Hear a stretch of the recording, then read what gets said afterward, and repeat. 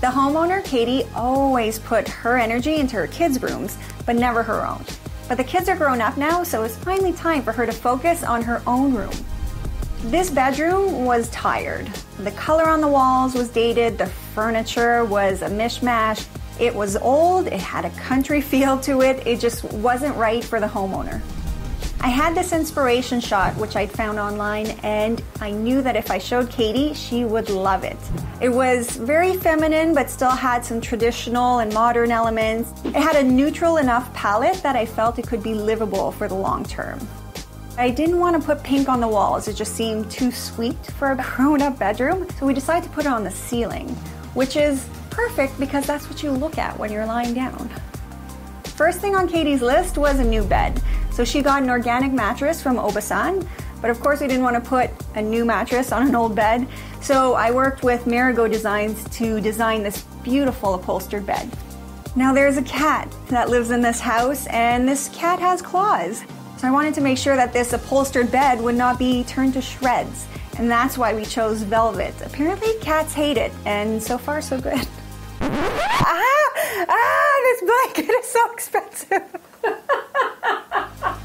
I was lucky because Katie was willing to replace all of her furniture, except for one piece, which is a giant chest of drawers. But it meant a lot to her, so we decided to work with it.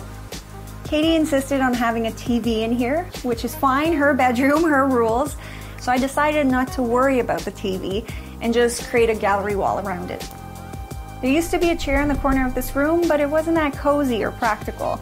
So we decided to give Katie a beautiful upholstered chair, which was a bit of a splurge, but well worth it. When I found this vintage rug, I knew I could make this entire palette work. It had all the right colors, all the right tones, and it fit perfectly to cover up all of this honey-colored floor.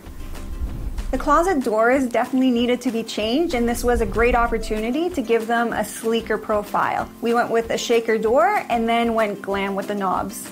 This isn't a large room, so we bought small side tables and mounted the lights to the wall. The drapes are purely decorative because she does have blackout blinds in the windows, but they add that layer of softness and really finish the room. They also hide the fact that the window is not centered on the wall, but you'd never know. Right? Katie had a chandelier above her bed. It was a bit of a dust catcher. I wanted to finish off the room with just a bit of sparkle, so we got this beautiful capiz shell pendant that's beautiful both in daylight and at night. Wait for it. Rooster feathers. Oh, this is so pretty. Decorating this room for Katie was easy.